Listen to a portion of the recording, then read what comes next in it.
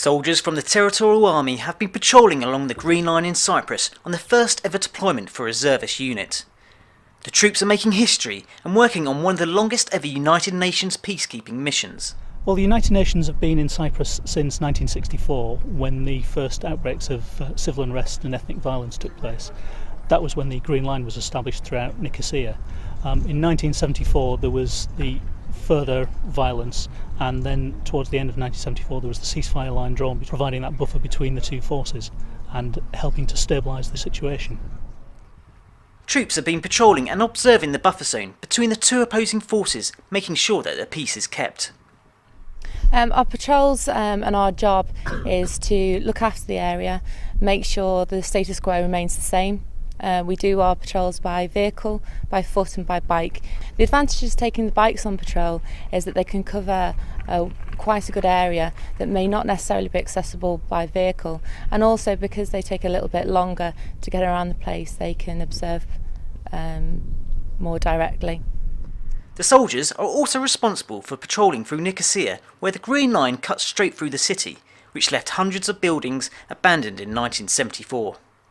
The best thing about being on tour, I think, would be learning the history of the area that we're patrolling. The buildings and the houses have some sort of significance, and before we came here we learnt a lot about it, so to actually be around it and put all that, what we know, into practice, and finding things from dating back from 1974 is something not a lot of people would be able to find. Although there have been recent improvements in the peace process, the soldiers have to be ready to deal with any incident. The Mobile Force Reserve is trained in riot control to deal with any possible civil unrest. The riot control exercise that we've just run through is normal training for the soldiers here.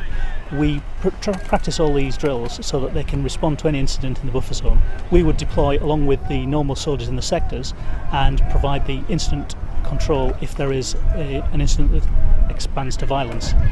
We will then protect the buffer zone from incursions. The reservists have been selected from all over the country and bring with them their own strengths from their civilian backgrounds. Well, this is the first time that it's a Territorial Army deployment to undertake this particular mission. The Territorial Army bring a number of bonuses that don't come with their regular counterparts, and they've approached it in a slightly different manner.